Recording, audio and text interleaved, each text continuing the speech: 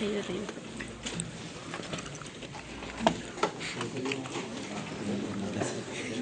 Grabaste, ¿no? Grabaste lo que dijo, ¿no? Ha dicho. Entonces, lo que vamos a ver hoy día, en este momento, vamos a ver las proteínas que están uniendo células, y están uniendo las células entre ellas y también las células con la matriz extracelular. ¿Ok? Aquí, por ejemplo, ven ustedes dos células epiteliales. ¿Ok? Las células epiteliales se caracterizan, o el tejido epitelial se caracteriza, ustedes saben perfectamente, porque las células están unidas entre ellas, ¿no es cierto? Tiene escasa matriz extracelular entre ellas, pero además se unen a una variación de la matriz extracelular que se llama membrana basal. Entonces, la epidermis de nuestra piel, por ejemplo, la epidermis de nuestra piel, ¿no es cierto?, tiene varias capas, y la capa más interna está unida a la membrana basal, y las células están unidas entre ellas tan estrechamente, ¿ok?, y tan perfectamente y tan bien unidas, que difícilmente nuestra piel se rompe, ¿no? Nos caemos, por ejemplo, ¿ok?, y se puede romper el hueso, pero su piel no se rompe, no se parte, a no ser que el hueso salga y corte la piel, ¿no es cierto? Porque las células están muy unidas. Entonces, aquí, por ejemplo, miren, chicos, este tipo de unión, que según ustedes lo recuerdan, porque lo deben haber estudiado, es una unión estrecha. Y aquí hay proteínas que están ancladas a la membrana citoplasmática y se unen entre ellas. ¿Ok? Estamos hablando de la ocludina, de la claudina. Son proteínas que forman esta unión intercelular. Después, por ejemplo, aquí vemos nosotros otro tipo de unión, pero es una unión menos pegada, las células están más separaditas y se llaman uniones adherentes. Y en esas uniones adherentes lo que vamos a encontrar es una proteína intermembrana, por eso se llaman proteínas de adhesión celular, que se llaman integrinas. Pero a su vez esta integrina se une a otras proteínas periféricas que están aquí en la parte interna de la célula, ¿sí?, que es un complejo de unión, no le vamos a poner nombre para no complicarle más la vida, pero que se unen a esta otra proteína que forma parte del citoesqueleto, y es la actina. ¿Ok? Luego vamos más abajito y nos encontramos con otra unión que se llama desmosoma, que es muy abundante justamente en la piel, donde les estaba hablando de la epidermis de la piel. Aquí también hay cadeninas, ¿ok? Pero las proteínas periféricas que están en la parte interna y que unen a esta integrina, ¿no es cierto?, se llama justamente cadenina, ¿ok?, y a esa molécula de adhesión celular que se llama cadenina, perdón, a esas otras moléculas, se unen a esas otras moléculas que son los filamentos intermedios. ¿Alguien recuerda qué filamentos intermedios hay en las células epiteliales? A ver, vamos. Vamos, recuerden que ustedes son los que obtienen mayor cantidad de puntos en la para ingresar a la universidad, ¿no? ¿Cómo se llaman? ¿Ah? En las células epiteliales. ¿Qué era? La queratina. Entonces, esta molécula es queratina, que forma parte también del citoesqueleto, pero es el filamento intermedio. ¿Ok? Luego pueden haber otros tipos de moléculas, ¿no es cierto?, que están uniendo células, como las selectinas, las integrinas, etc. Pero miren ustedes acá, aquí igual, esta molécula que une a la célula con la membrana basal, ¿sí? Miren, aquí está, esta se llama integrina, esta sí es la integrina. Aquí cadenina, yo me equivoqué, ¿sí? Integrina. ¿Y la integrina qué une? También la queratina, ¿no es cierto?, con esa otra molécula que se llama laminina, que también es una molécula que está en la membrana basal. Y en la matriz extracelular, ¿sí? Que no son membranas basales exactamente, sino cualquier otro tipo de matriz extracelular, puede haber otra proteína que se llama fibronectina. Igual, las integrinas permiten la unión de la célula con esas fibronectinas. Entonces, lo que quiero que vean ustedes aquí, ¿no es cierto? No es que se vayan a acordar todos los nombres, porque esto lo vamos a ver más adelante, ¿no es cierto? Cuando ya estén llevando histología, ¿no? Pero recuerden ustedes que hay moléculas proteicas que generalmente son integrales, que van a unir a las membranas citoplasmáticas de dos células, o van a unir a la célula con la matriz extracelular, ¿no es cierto? ¿Ok? Y en la matriz extracelular habrá otras proteínas que sirven de anclaje a esas proteínas. Pero además, fíjense, esas uniones extracelulares, sobre todo las adherentes y los desmosomas, se unen con moléculas que están dentro de la célula, que puede ser la queratina o que puede ser la actina. Y para que se puedan unir, ¿qué tipo de proteínas habrán? Proteínas periféricas. ¿Está claro? Entonces, miren todo lo que cumple, todo el papel que cumplen justamente las proteínas. ¿Ok? Ahora, otro papel importantísimo es la de traducción de señales y receptor. Primero, recepciona, ¿ok? Una señal que puede ser de un neurotransmisor o de una hormona, ¿ok? Y luego le pasa el mensaje a otras moléculas que hay dentro de la célula para que terminen, ¿no es cierto?, haciendo una acción, ¿no? Por ejemplo, la insulina es la hormona. ¿Cuál es el papel de la insulina? Permitir que entre la glucosa a las células, ¿no es cierto? Ese sería el efecto final. Pero en la membrana de las células que reaccionan ante la insulina tendrán un receptor, ¿ok? Pero eso no queda solamente en esa primera unión del receptor con la insulina, sino que va a haber una traducción dentro de la célula de esa señal hasta que se abran los canales. ¿Se acuerdan que les dije cómo se llamaban esos transportadores de azúcar, de glucosa? Los famosos GLUT, ¿no es cierto? Se van a mandar esos mensajes los GLUT para que a través de ellos puedan pasar la glucosa. Entonces, miren ustedes, esta molécula que ustedes ven acá, ¿no es cierto?, es un receptor de membrana. ¿Es una proteína integral o es una proteína periférica? ¿Qué es? Integral. ¿Monopaso o multipaso? Multipaso. Y miren ustedes, hacia la parte externa, es decir, la parte hidrofílica, tiene el lugar donde se une al receptor, a la molécula señal, perdón, al ligando. Molécula señal o ligando, aquí, en esta parte, ¿ok? Y aquí adentro, ¿no?, tendrá también una zona que se va a unir con otras moléculas para pasarle el mensaje. Es como pasarle el mensaje a otra molécula para que ella se encargue de pasarle a otras más hasta que al final puedan hacer una función. Entonces tiene un dominio extracelular, así se llama, dominio extracelular, un dominio transmembrana, ¿no es cierto?, y un dominio intracelular.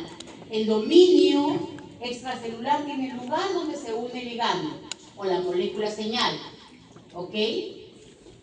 El dominio transmembrana atraviesa la bicapa lipídica y el dominio intracelular hace contacto con las otras proteínas para traducir el mensaje, ¿sí? Son las que van a permitir que se traduzca el mensaje, ¿ok? Muy bien. Vamos a aprender un poco más de eso después, tenemos una clase específica. Aquí hay algunas cosas más con respecto a esto.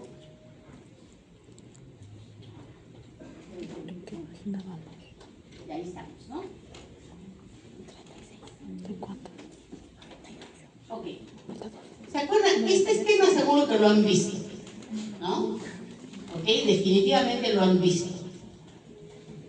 Sobre todo hay los libros que para que ustedes se preparen, hay creo ese esquema. Recuerden ustedes que los receptores, que son justamente las proteínas, ¿ok? Pueden estar en la membrana citoplasmática o pueden estar adentro de la célula. Son proteínas, definitivamente. ¿Se acuerdan ustedes qué característica tenía que tener el ligando para que su receptor esté en la membrana citoplasmática?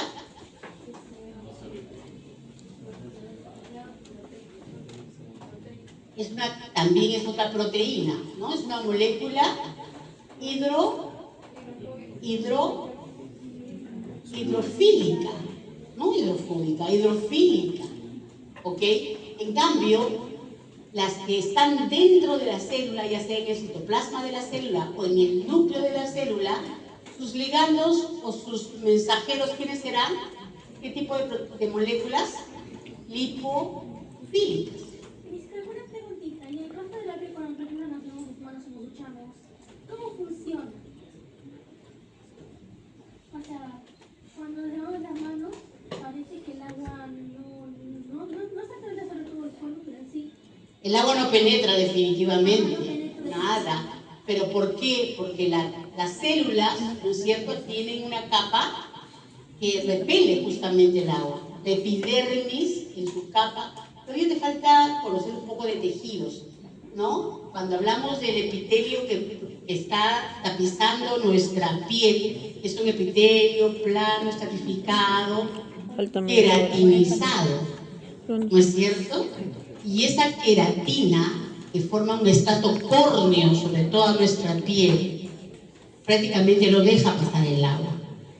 ¿Ya? No deja pasar el agua. Además, la membrana, recuerden ustedes, ¿no es cierto?, que también es lipídica y por lo tanto tampoco deja pasar el agua. ¿Es hidrofóbica entonces? Es hidrofóbica, claro. Las proteínas, en este caso, por ejemplo, si yo tengo una molécula como una hormona de repente o un neurotransmisor que es una proteína que es hidrofílica, no podrá atravesar la membrana. Por lo tanto, el receptor está en la superficie de la célula. ¿No es cierto?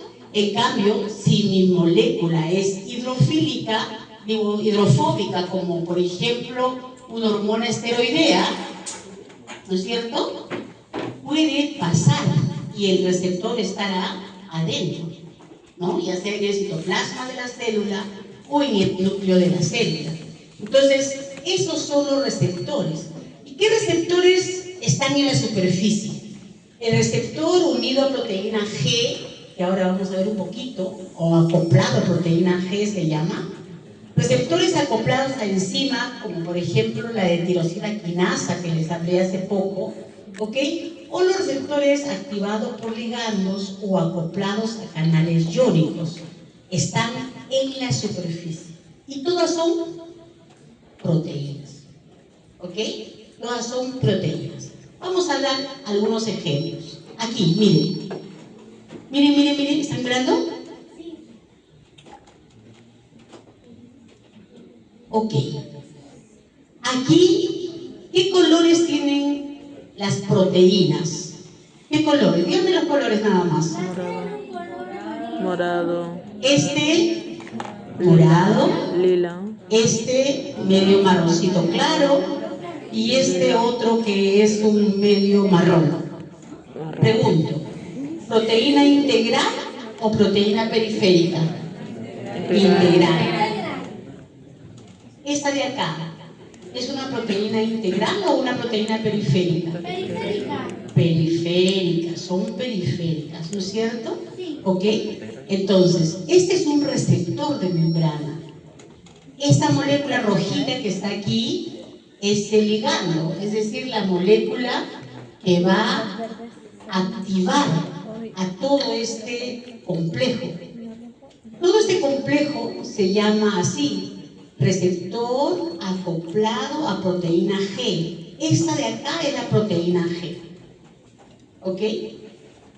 Luego nosotros tenemos una clase específicamente de receptores, solamente quiero aquí que conozcan nada más. O sea, no es la idea de que aprendamos hoy día esta clase, sino que sepan que hay proteínas que tienen esa función. Voy a volver a pasar para que se den cuenta. El ligando se une al receptor, el receptor se une a proteína G, la proteína G se une a un GTP, y esa activa a otra proteína, ¿no es cierto?, que va a mandar un mensaje hacia el interior de la célula. ¿Ok? Nada más, es un receptor de superficie. Aquí hay otros receptores, pero esos son tirosina quinasa. Miren, el ligando aquí, por ejemplo, puede ser el factor de crecimiento epidérmico, factor de crecimiento plaquetario. O sea, hay varios factores de crecimiento. Este es su receptor. Está en la membrana citoplasmática. ¿Ok? ¿Monomérica o multipaso o monopaso? Monopaso. ¿Integral o periférica? Integral. ¿No es cierto?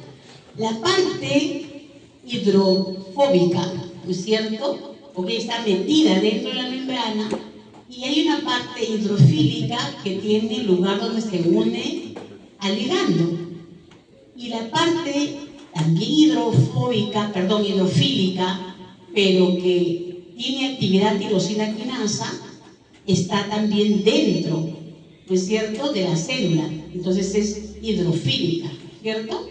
¿Ok? Entonces, este tipo de receptores se llaman, ¿no?, acoplados a enzimas, y este específicamente es tirosina quinasa. ¿Por qué dijimos que se llamaba tirosina quinasa? Porque iba a fosforilar a la tirosina. ¿Qué cosa es la tirosina? ¿Ah? ¿Qué es la tirosina? Tirosina. Yo no he dicho tiroxina, sino tirosina. Es un aminoácido.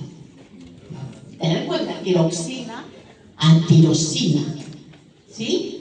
Ok. Entonces, eso es proteína. Papel de las proteínas. Estamos viendo el papel de las proteínas.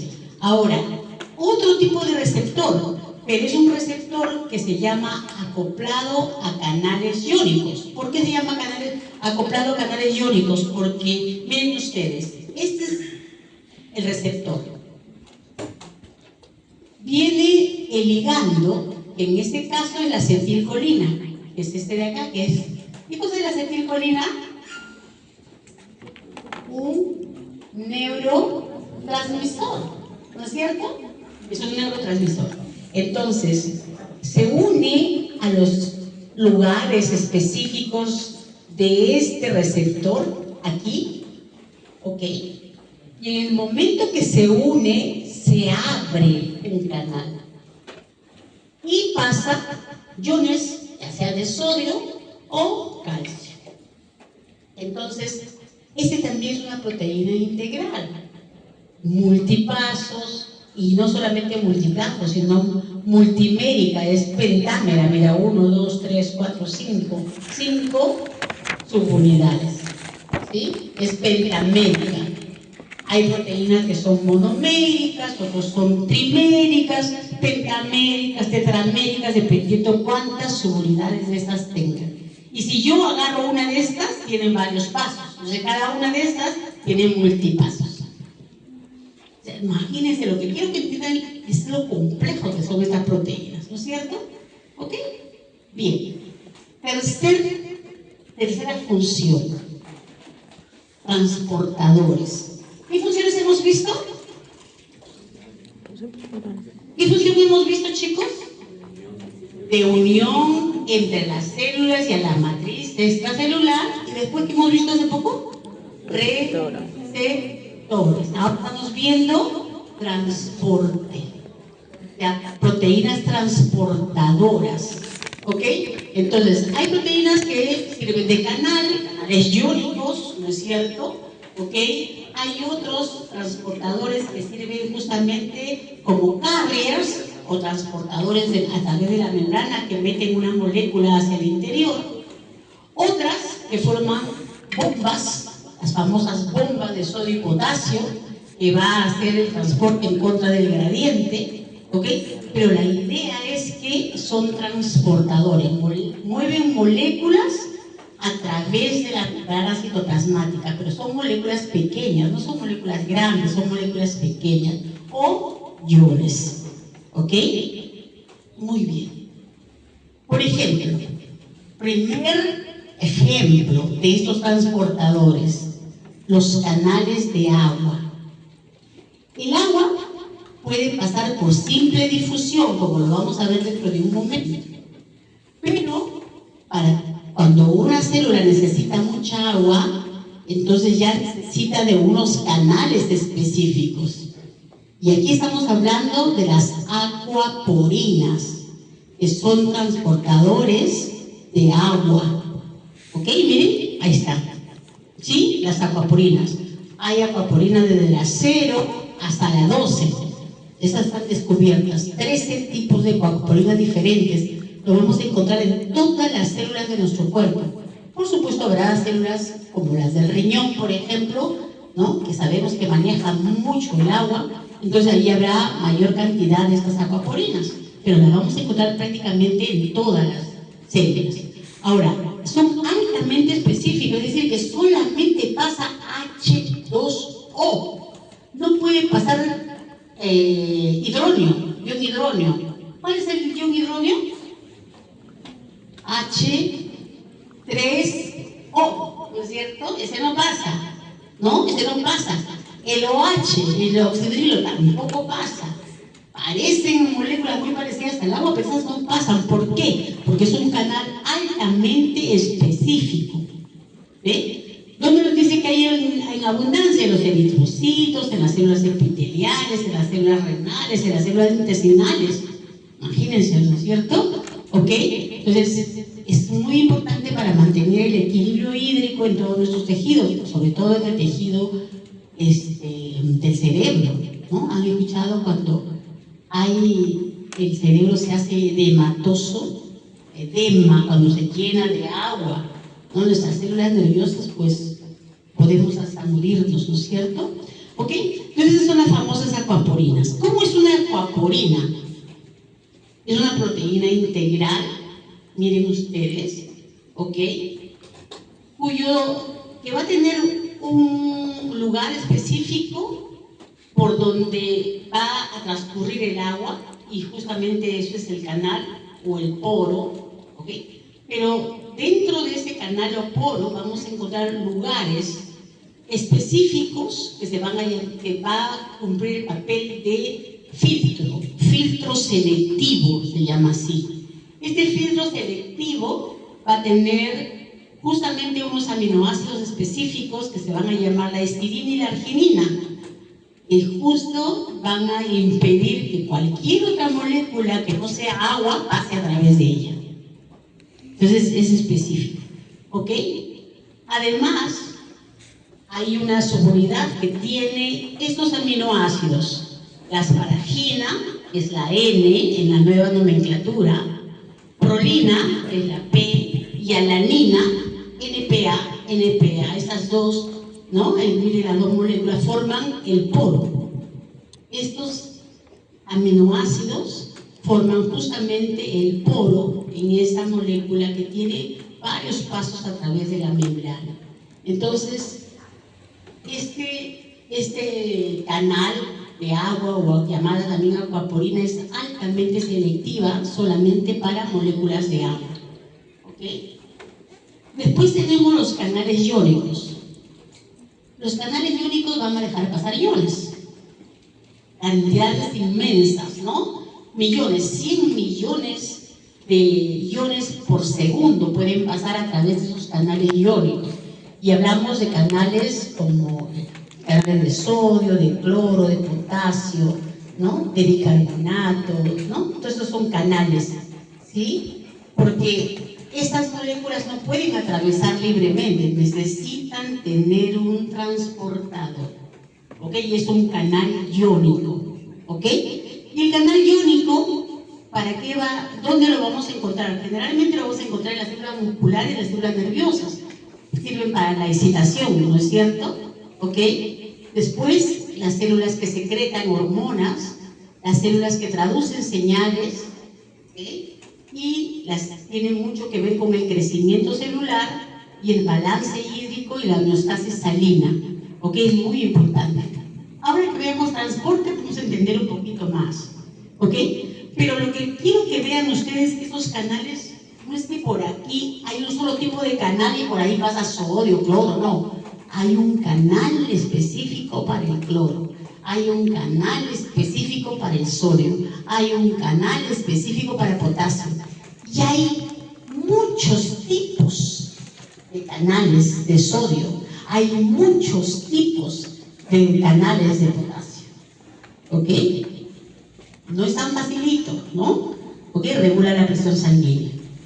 Pero generalmente todos tienen una misma estructura, ¿ok? También son multiméricos, ¿no es cierto? Pero tienen una región central que forma el poro. Miren ahí, el poro tiene un filtro de selectividad igual, porque no pasa cualquier cosa, sino para lo cual está hecho, ¿ok? Y tiene una compuerta que se abre o se cierra para dejar pasar o para no dejar pasar la molécula, el ion, ¿ok? ¿Qué más? ¿Cuántos tipos de canales iónicos existen? ¿Me están siguiendo, no es cierto? ¿Cuántos tipos de canales? 3 tipos. Unos que se llaman, ¿sí?, dependientes de voltaje. Canales dependientes de voltaje, como los que hay en los axones de las neuronas, ¿ok? Canal de sodio, canal de potasio, ¿sí? Esos son los canales dependientes de voltaje. Si hay gradientes, si hay un gradiente de voltaje, entonces estos canales se van a abrir, y si no, pues se van a mantener cerrados, ¿no es cierto? ¿Ok?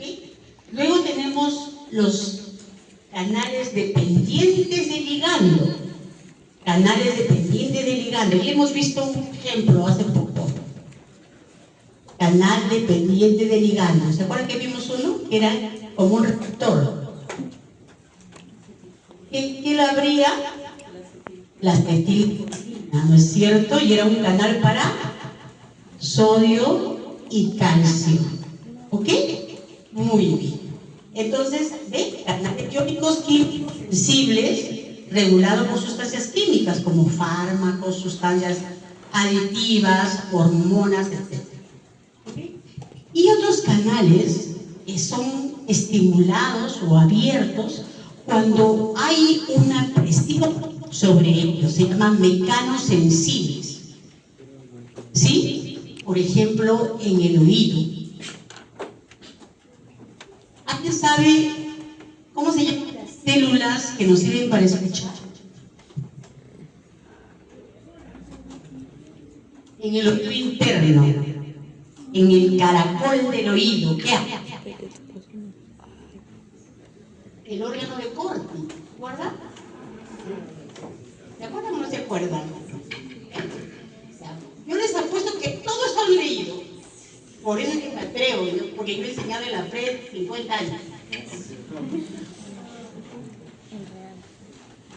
Desde el 96 hasta el 2014.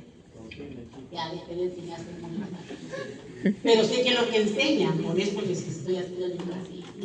Y conozco los libros de varias FRED, ¿no? Y ahí está todo lo que estoy diciendo ahora. Hay mucho, claro, un poquito más, ¿no? Pero hay mucho de lo que estoy hablando. Por eso les exijo, y porque sé que ustedes se preparan para empezar a la universidad. ¿Sí o no? Uf, pobrecitos. Cómo sufren, chicos. Por eso los admiro. Y sé que van a entender todo lo que les estoy explicando. ¿Ok? Entonces, esos canales sensibles, por ejemplo, pues sí me he escuchado hablar de los corpúsculos de Pacini. ¿Dónde están los corpúsculos de Pacini? En la piel. ¿Y para qué sirve? Para la presión.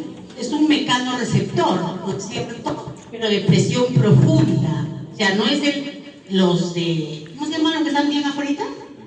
Los de Meister, ¿no es cierto? Con esto podemos sentir las caricias, ¿no? Pero cuando nos pellizcan, ahí sentimos. Y en ese momento sentimos el dolor, ¿no es cierto? Es porque se han abierto los canales para dejar pasar iones, porque estamos excitando las neuronas. Y esos son mecanos sensibles, porque van a resultar abriéndose a la presión. ¿Sí? ¿Está claro? Perfecto. Ok, muy bien. ¿Y cómo es estos canales iónicos activados por voltaje? Sí, se supone que debe tener, además del poro, ¿no es cierto? Además del filtro de selectividad, tendrá unos aminoácidos en esta parte que es hidrofóbica, tendrá aminoácidos que detecten el voltaje. Aquí está el detector de voltaje, aminoácidos cargados positivamente. Ese es el detector de voltaje. ¿Ok? Entonces, estos aminoácidos que están acá, detectan el cambio de voltaje o el potencial de membrana. ¿Ok? Entonces se abren, ¿no? Abre la compuerta para que pueda pasar el ion. ¿Sí? Los canales iónicos activados por ligando, miren cómo son, ¿ven? Miren, ¿no? Este de aquí, que es el canal iónico que se va a activar con la acetilcolina, por ejemplo. ¿Ok? Miren ustedes, acá está cerrado, acá están los lugares donde se unen en las porciones alfa, estas verdecitas, es donde se unen con el ligando, en este caso la acetilcolina, se abre el canal y pasa, ¿no es cierto?, el ion. Entonces, su estado de conformación depende de la unión con el ligando. Este ligando induce el cambio conformacional a la proteína, permitiendo su apertura y entrada de los iones, ¿sí? Y se les da también el papel de receptores, hemos dicho, ¿no es cierto? Receptores, ¿qué tipo de receptores eran? ¿Qué página va? ¿Qué tipo de receptores eran? ¿Se acuerdan? 38. También 48. receptores activados por ligando, ¿no es cierto? ¿Ok? O que tienen que ver con los canales iónicos. No va a terminar. Y ese es el mecano receptor, miren, los mecano activados. Aquí está, este es el órgano de Corti. El órgano de Corti tiene estas células epiteliales que tienen unos estereocilios, estos se llaman estereocilios. Estos son los estereocilios vistos al microscopio electrónico de transmisión, y lo que hay aquí son estos canales de los cuales estoy hablando. Entonces, cuando le llega el sonido empuja a los estereocilios y eso provoca que se abran los canales. ¿Okay? Y de esa manera se excita la membrana de la célula y eso abre canales de calcio que excitan a la neurona que está más abajo. ¿Okay? Entonces, todo un mecanismo bastante interesante que seguro lo van a estudiar en fisiología, en histología, etc. Entonces, con eso terminamos con las proteínas. Hemos visto qué tipo de proteínas hay, hemos visto qué función cumplen, ¿cierto? Igual que vimos con los lípidos, y ahora estamos viendo los carbohidratos.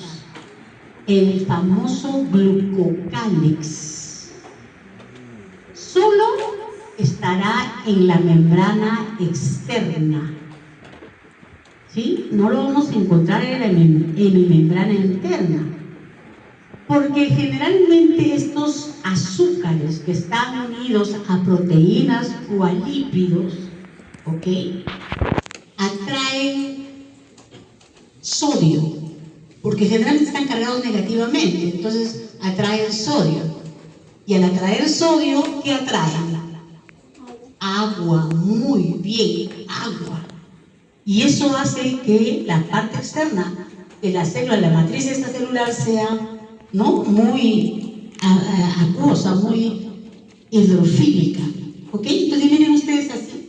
Aquí vemos glucolípidos, glucoproteínas, que puede ser de un solo paso, glucoproteínas que son de multipasos. Miren, todas estas ramitas que vemos aquí son los carbohidratos. O podemos ver algunas que son mucho más largas, mucho más grandes, que son los proteoglucanos.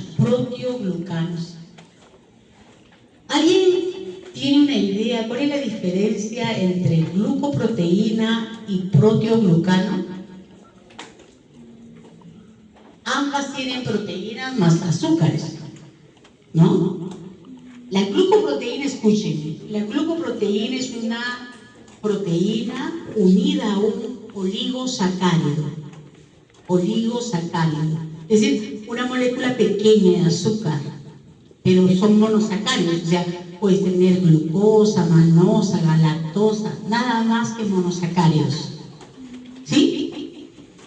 Pero en el caso del proteoglucano, es una proteína unida a un tipo especial de azúcar que se llama N-acetilgalactosamina. ¿Sí? N-acetilgalactosamina. ¿Y qué es eso, profesora? ¿Ah? ¿Alguien tiene una idea de qué tipo de azúcar es ese? Están formados por disacáridos. Disacáridos que generalmente son aminados. ¿Ok? ¿Sí? Eso lo vamos a ver también más adelante, seguro. Pero son disacáridos aminados. ¿Ok? Entonces, ¿qué encontramos? ¿Sí? Oligosacáridos, polisacáridos, ¿no? ¿Ok? Pero miren, esto es el glucocales. Miren. Esto es la parte apical. Hasta aquí hay una célula. Y de aquí a acá hay otra célula.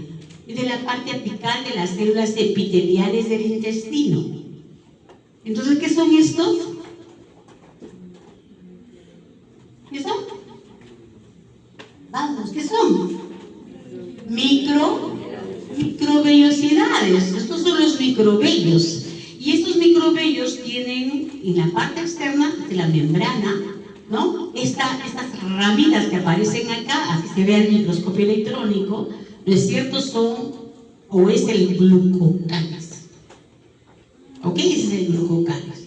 Entonces, aquí podemos ver un esquema para poderlo entender mejor, ¿no es cierto? Aquí glucolípidos, ¿no? Acá otro glucolípido, acá un glucolípido, acá todos estos son glucolípidos, ¿no? ¿Ok?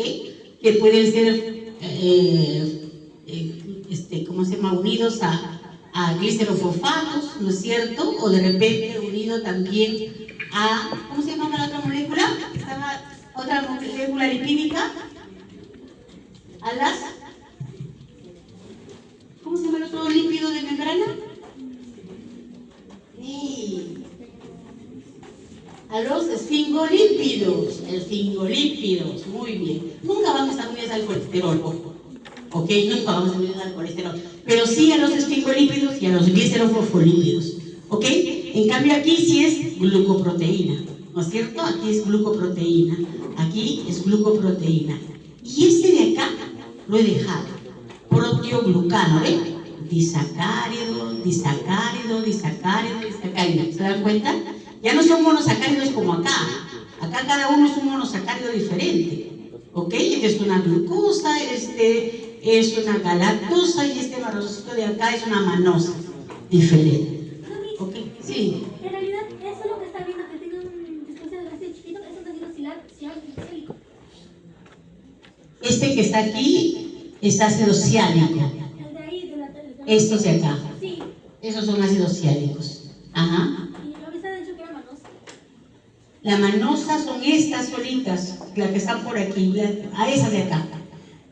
¿Sí? Ok. ¿Sí? Entonces, estos son los azúcares que van a formar parte del glucocales. Entonces la pregunta es, ¿y para qué? ¿No? ¿Para qué le sirve el glucocales o estos carbohidratos prácticamente a la célula? El papel en realidad es bastante importante porque tiene varias funciones, ¿no? Sobre todo la de reconocimiento celular. Aquí, por ejemplo, acá hay proteoglucanos. Estos son proteoglucanos, ¿sí? Y ahí se nota la parte del lípido, ¿no es cierto? Ya les he explicado esto de los proteoglucanos. Pero lo que quiero aquí es que vean ustedes de dónde sale o cómo es que se añaden los azúcares a las proteínas sobre todo. Y eso sucede en el retículo endoplasmático rugoso. Cuando nosotros veamos, y en el aparato de Golgi también, cuando veamos justamente el retículo endoplasmático rugoso y aparato de Golgi, ¿no es cierto? Ok, yo les voy a explicar paso a paso sucede esta glucosilación, así se llama. ¿Ok? Entonces, dentro de esas organelas va adquiriendo los lípidos, miren, los lípidos de los azúcares. ¿Sí? Aquí está la proteína que se está sintetizando en el retículo endoplasmático. Miren, está viniendo así, aquí está saliendo como una salchichita y ahí se le está pegando el azúcar. Acá está sin el azúcar y aquí está con el azúcar. Entonces, esto es una proteína y es un glúcido. En cambio, acá ya es una glucoproteína. ¿Ok? Entonces, así se forma, ¿no? Oligosacáridos que pueden tener hasta 12 azúcares prácticamente. ¿Ok?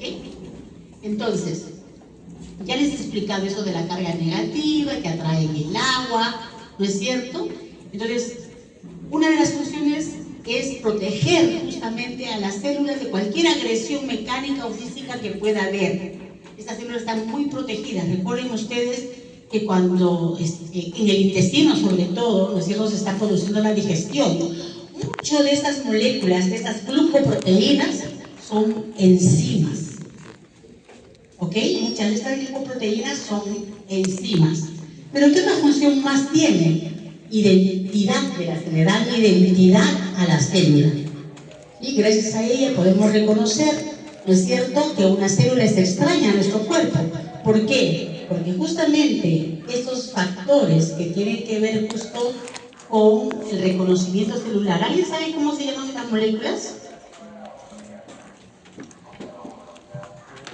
Complejo de histocompatibilidad mayor, ¿no?, de tipo 1 y de tipo 2.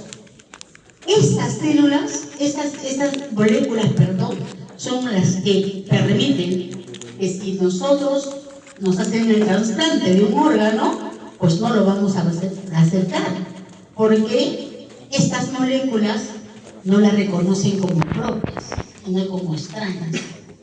Entonces, ¿qué se tiene que hacer con una persona que se le tiene que poner hacer un trasplante? Buscar a alguien que sea muy histocompatible, lo más histocompatible posible, pero además de eso, se le suprime el sistema inmunológico, ¿no es cierto? ¿Ok? Para permitir justamente que se le pueda hacer el trasplante sin ningún problema. Y son responsables, ¿quiénes? Estas moléculas.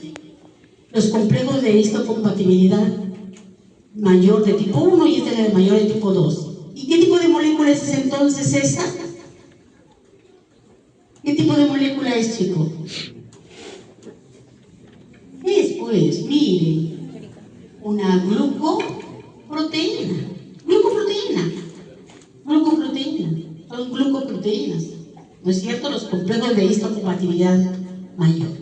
Profesor, una consulta. ¿Estos complejos también están involucrados con las enfermedades autoinmunes? Claro, en realidad las enfermedades autoinmunes es cuando tu organismo no reconoce como propio alguna molécula nuestra, ¿ok? Y definitivamente pues tiene que ver con ese tipo de receptores, ¿ok? Pero no de histocompatibilidad, hay otros tipos de receptores, ¿ya? Ahora, vamos a mirar un poco esto para que podamos entender. En una de las clases que ustedes van a hacer en la práctica va a ser el grupo sanguíneo, ¿ok? Entonces van a reconocer ustedes qué tipo de sangre tienen, A, B, O, porque recuerden que hay varios sistemas, ¿no? Pero el más conocido por todos nosotros es el sistema ABO o el sistema RH, ¿no es cierto? Pero lo que quiero explicarles ahora es que gracias a esa glucoproteína, son glucoproteínas que le van a dar esa característica específica del eritrocito para que sea sangre de tipo A o sangre de tipo B o sangre de tipo C, ¿ok? Entonces miren, justamente esto está explicado acá. Ahí les han hecho unos dibujitos. Este que tiene como puntitas, es del antígeno A, los redonditos son del antígeno B. Así nos han enseñado siempre, ¿no? O sea, figuritas diferentes. Pero ¿qué cosa es? ¿Sí? Esa parte de acá es el azúcar, que va unido a la proteína, no líquidos, no, generalmente a la proteína del eritrocito. Cuando tienes sangre de tipo A, tienes todos estos azúcares, o sea, esta glucoproteína tiene, ¿no? Galactosamina, galactosa, glucosa N-acetamina, ¿no es cierto? Galactosa. Miren, todos tienen iguales hasta acá, prácticamente. Los 3 carbohidratos, 3 azúcares, no, perdón, 4, 1, 2, 3, 4 azúcares iguales. Todos tienen igual. O sea, todos tienen, ¿no es cierto?, la terminación de carbohidratos.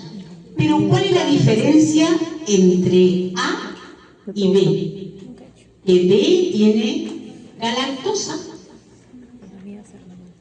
Una galactosa, nada más que una galactosa. Una galactosa más. ¿Ok? ¿Y la de A qué tiene? N-acetilgalactosamina. N-acetilgalactosamina. Entonces es diferente, son diferentes. Por eso que este es A y este es B. Pero ¿qué pasa con cero? No tiene ni N-acetilgalactosamina ni galactosa. Ese es el, pero tiene su glucoproteína, ¿ok? Y esta es una glucoforina generalmente, ¿sí? ¿Ok? Entonces, esa es la diferencia. Todos tienen, miren, galactosa, fructosa, todos tienen igualito, pero este único azúcar es que hace diferente el grupo A del grupo B. Y el cero no tiene ninguno de los dos. ¿Ok? ¿Está claro? Muy bien. Bien. ¿Qué cabella es? ¿No puedo explicar de los tipos de sangre de la A, B y O? Porque creo que es O, no es cero. No, O. Como quieras llamarlo. A, B, O, A, B, C, igual. ¿Ok? Transporte a través de la membrana. A ver, chicos, miremos. A través de la membrana pueden pasar moléculas, ¿no es cierto? Porque esto es una membrana semipermeable y selectiva. Moléculas pequeñas, no polares, gases, ¿ok? Como el oxígeno, el CO2, el nitrógeno, ¿no es cierto? Pueden pasar libremente a través de la capa lipídica. Moléculas pequeñas polares, no cargadas, como el agua, la urea, el etanol, pueden pasar, pero con un poquito más de dificultad, pero es permeable, sobre todo el alcohol, ¿ok? Puede pasar fácilmente. Ya les dije que el agua, ¿no es cierto?, una parte puede pasar a través de la membrana lipídica, pero la mayor parte del agua utiliza las acuaporinas, ¿ok? Pero hay otras moléculas, como son moléculas grandes, polares, no cargadas, como la glucosa, la fructosa, ¿no? Estas no pueden pasar definitivamente por la membrana, es impermeable la membrana a ellas. Otras, los iones tampoco pueden pasar, por eso hay canales, ¿no es cierto? Y las moléculas grandes tampoco. No sé por qué le ha pasado esto a mi transparencia. ¿Ok? Entonces las moléculas grandes tampoco pueden pasar, es impermeable. Los aminoácidos, los ácidos nucleicos, el ATP no pueden pasar. ¿Ok? Entonces a eso le llamamos permeabilidad. O sea, la membrana es permeable pero selectiva. ¿Ok? Entonces para eso pues sucede cuando pasa algo a través de la membrana, se dice que se está transportando, ¿no? Ya sea hacia adentro o hacia afuera. Primero vamos a ver cómo se transportan las moléculas de bajo peso molecular y luego vamos a ver cómo se transportan las moléculas de alto peso molecular. La de bajo peso molecular hay dos tipos de transporte, pasivo y activo. Pasivo, ¿por qué? Porque no necesita de energía, y activo porque necesita de energía. El pasivo puede ser de dos formas: difusión simple, como pasa el oxígeno, como pasa el CO2, o uno de los procesos, cuando pasa agua, se llama ósmosis, ¿ok? Cuando pasa agua. Y luego difusión facilitada, si es que la molécula no puede pasar por ella sola, necesita de canales o transportadores. Los iones necesitan de canales. Los azúcares, los aminoácidos necesitan de transportadores, ¿no es cierto? ¿Ok? Y el activo puede ser primario o secundario. Primario cuando necesita ATP para pasar, ¿ok?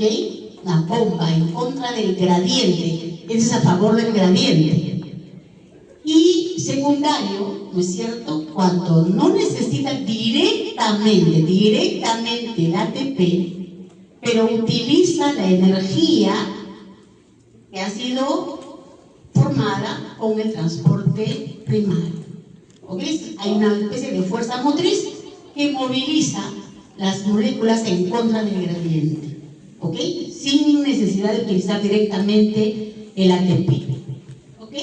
Y en el caso del transporte de alto peso molecular, estamos hablando pues de moléculas ya más grandes, por ejemplo, las LDL, las VLDL, el hierro con la transferrina, ¿no? El vitelo, o sea, moléculas grandes, los virus.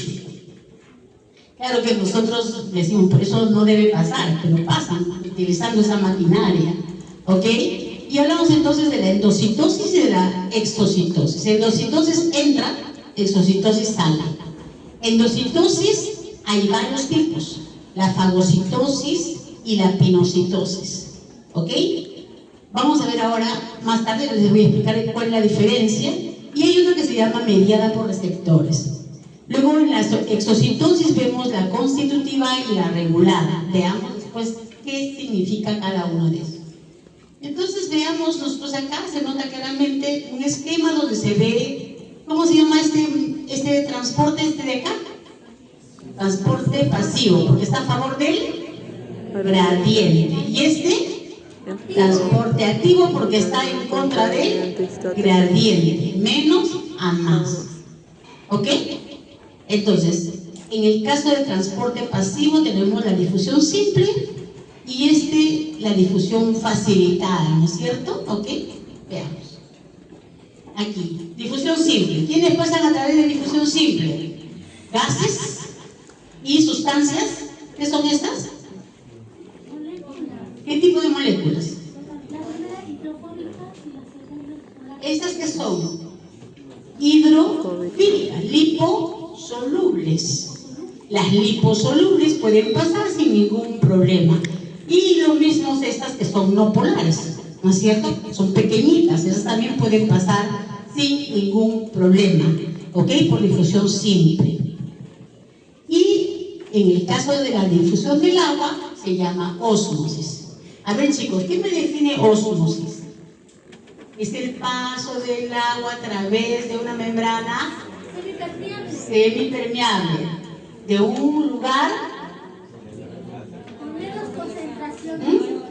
de menor concentración o hipotónico a un lugar de mayor concentración de solutos, o hipertónico, o de un lugar donde hay más agua que solutos, más solvente que solutos, a un lugar donde hay menos agua y más solutos, ¿no es cierto? Entonces el agua pasa en esa dirección hasta equilibrarse, hasta encontrar el equilibrio, ¿no es cierto? ¿Ok? Ese es ósmosis.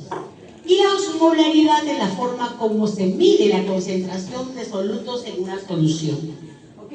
Aquí, por ejemplo, es 2 osmoles. ¿Por qué? Hay un mol de glucosa, una mol de fructosa, son 2 moles, ¿no? Igual a 2 osmoles. Y aquí hay 2 de glucosa, no hay acá fructosa, ¿no? ¿Ok? Solamente hay glucosa, pero hay 2 igual. Entonces están haciendo la misma presión. ¿Ok? Están haciendo la misma presión. Acá. ¿Qué es ese medio, chicos? Si mi glóbulo rojo se mantiene igualito sin que le pase nada, ¿hipotónico? No. Iso, igual afuera, igual adentro. El agua entra una, sale una, entra una, sale una, el glóbulo rojo se mantiene idéntica. Entonces nuestra sangre, ¿qué cosa es? ¿Hipotónica, hipertónica o isotónica? Isotónica. Pero si yo le pongo en un medio acá, hipertónico, ¿qué pasa con mi glóbulo rojo? Pierde agua, se crena. Pero si yo le pongo en un medio hipotónico, mi glóbulo rojo se hincha, ¡puf! Explota. Y eso es lo que van a ver en la próxima clase de práctica, mañana. Ajá. Y entonces, cuando vean mañana la clase y si no son rápidos en mirar su glóbulo rojo de haberlo puesto en medio hipotónico, van a ver una agüita rosadita nada más, no van a ver células ya. ¿Ok? Porque ya hace rato que se reventaron. ¿Ok? Entonces, eso es lo que sucede con los glóbulos rojos, en este caso células animales. Pero si fuesen células vegetales, chicos, ¿las células explotan? ¿Por qué? Porque tienen pared. Muy bien. ¿Y cómo se llama ese proceso? ¿Cuál es tu inglés? No. Estamos en el hipotónico. Turgencia.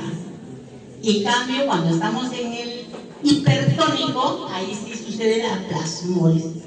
La célula se marchita, ¿no es cierto?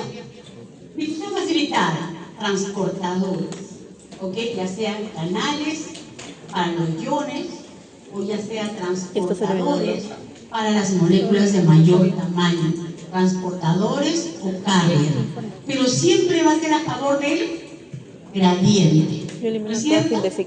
En el caso de los canales ya hemos estudiado todos estos. Canales iónicos regulados por marcaje, canales iónicos regulados por ligando y canales iónicos regulados por el movimiento, que en este caso se llaman mecanosensibles.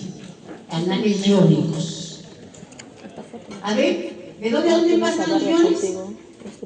De donde hay más a donde hay menos. ¿No es cierto? ¿Ok? Muy bien. Pueden pasar todos los que hemos visto ya hace rato, ¿no es cierto? En el caso de los transportadores, también igual van a favor del gradiente. Pero miren ustedes, ¿cuál es la diferencia entre un canal iónico y un transportador? En el caso de los canales, solamente se abre o se cierra. En el caso de transportador o carrier, cambia de conformación. Cambia de conformación para que entre el soluto que va a atravesar la membrana citoplasmática, encaja químicamente con el transportador y luego vuelve a cambiar al estado B, miren, para dejar su contenido dentro de la célula. ¿Ok? Hay un cambio. Y estas también se le llaman permeasas. ¿Ok? Entonces están moviendo, ya ven ustedes que son moléculas que son hidrofóbicas. Muy bien. Miren ustedes. ¿Hidrofóbicas? No, al contrario, eran hidrofílicas. Ahí me he equivocado yo de poner eso. Son hidrofílicas, no hidrofóbicas. Si fuesen hidrofóbicas, pasan a través de la membrana. ¿Se dan cuenta cómo se equivocan, no? Nos equivocamos, mejor dicho, porque yo ya me equivoqué en escribir ahí. ¿Sí? Muy bien, ahora lo corregimos. Entonces, quiero que vean aquí, ¿no es cierto? Son moléculas que cambian de conformación, pero también tienen una cinética de saturación. ¿Qué significa eso, chicos? Que mueve limitadamente la molécula. O sea, no puedes meterle cualquier cantidad de moléculas, sino solamente hasta donde la molécula transportadora puede dejar pasar. O sea, tiene un tope, podríamos decir así. ¿Ok? Tiene una cinética de saturación, haciendo que el transporte sea más lento. Cuando ya no hay transportadores, se hace más lento el transporte. ¿Ok? Y solamente pueden transportar una molécula cada vez. ¿No es cierto? No pueden meterse un montón de moléculas, sino una molécula cada vez, ¿no? Muy bien. ¿Alguien me podría decir aquí.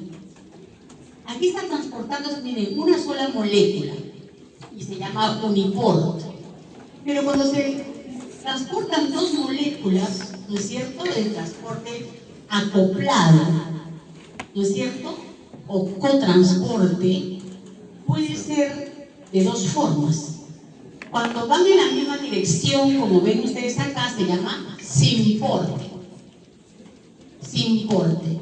Y cuando van en el sentido contrario, se llama antiporte. ¿Está claro? Entra una, sale otra.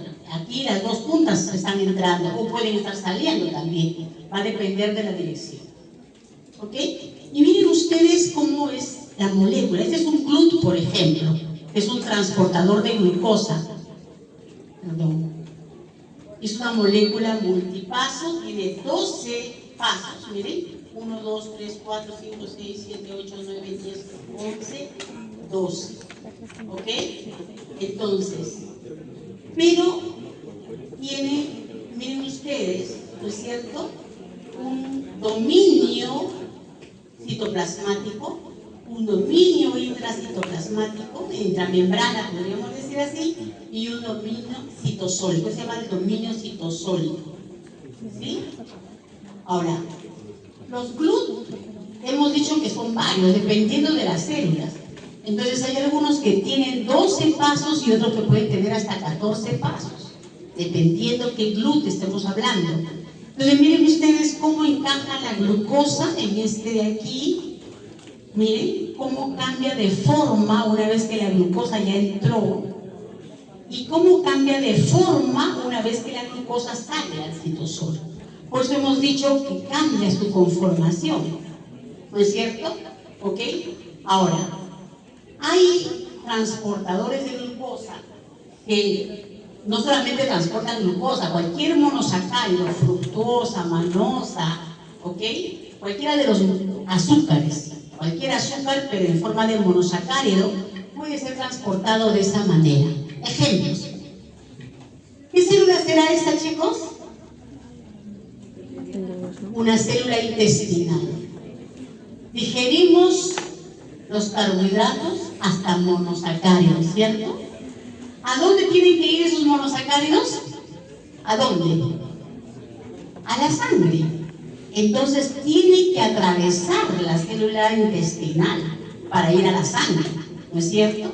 Y para eso tiene este GLUT, miren, aquí está entrando fructosa y este es el GLUT 5, es el GLUT 2 que está dejando glucosa, que también puede entrar galactosa, que puede entrar también fructosa. Las dos hacen difusión, ¿de qué tipo?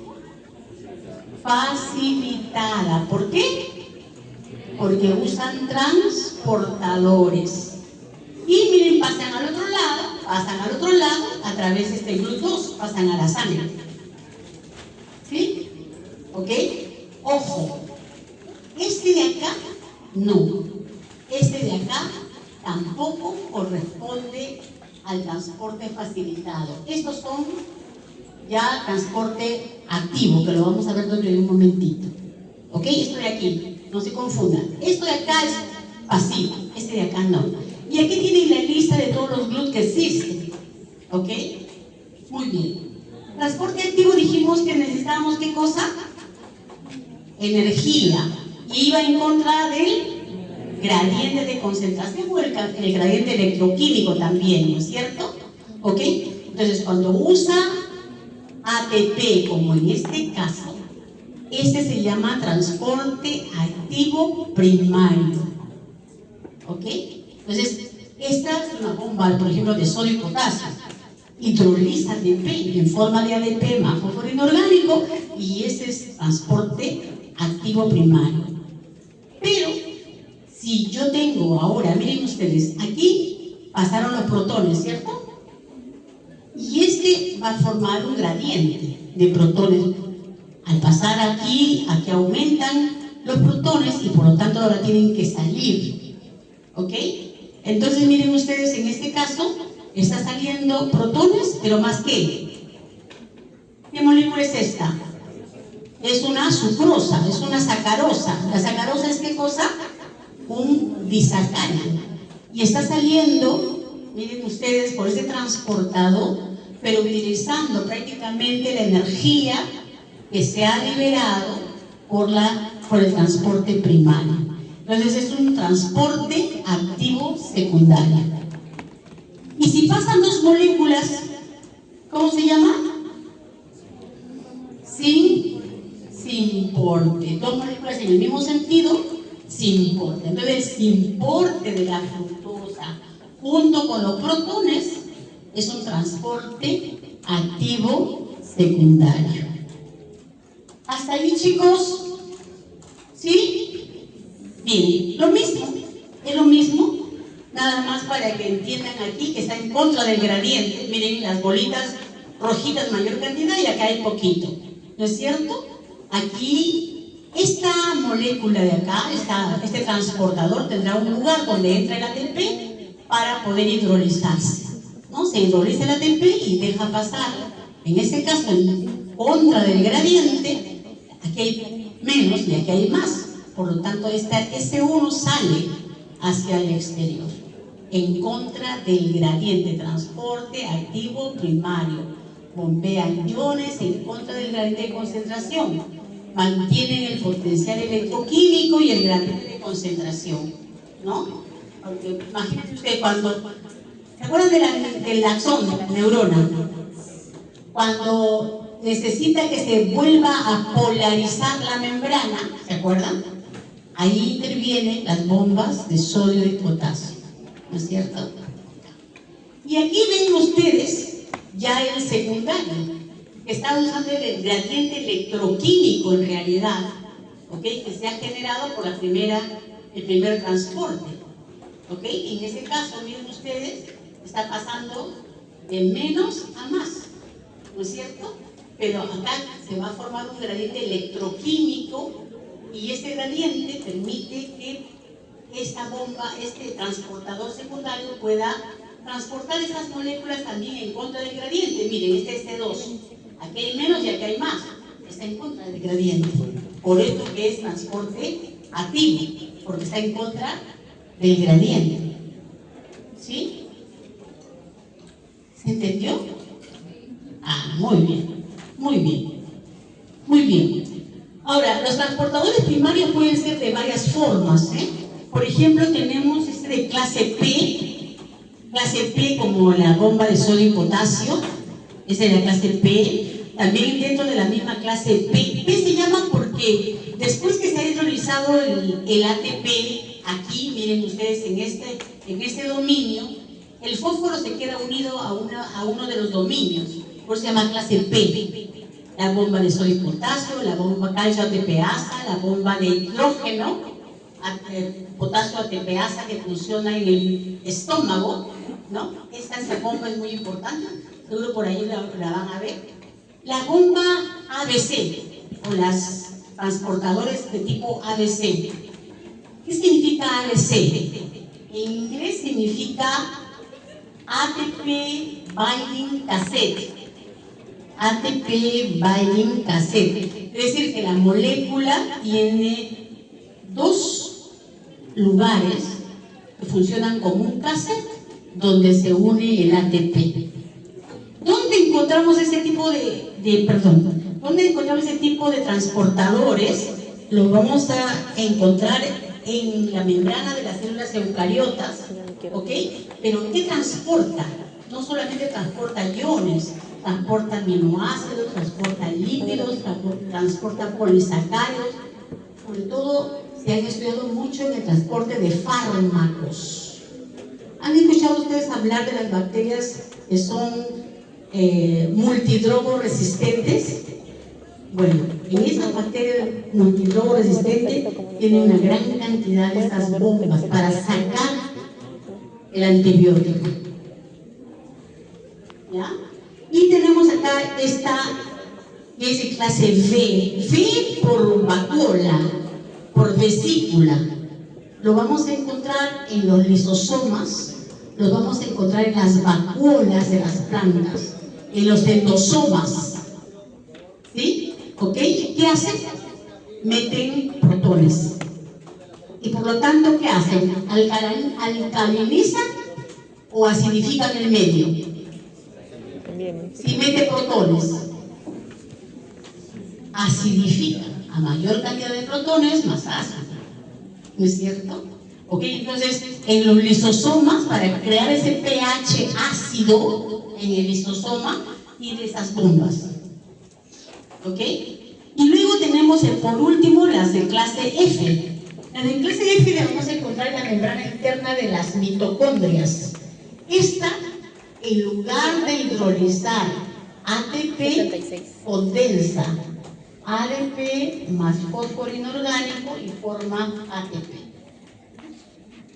¿Sí? También es una bomba en contra del gradiente. Porque ¿qué transporta? Protones, ¿no es cierto? Para que pueda haber la energía suficiente y esta pueda unir ADP más fósforo inorgánico.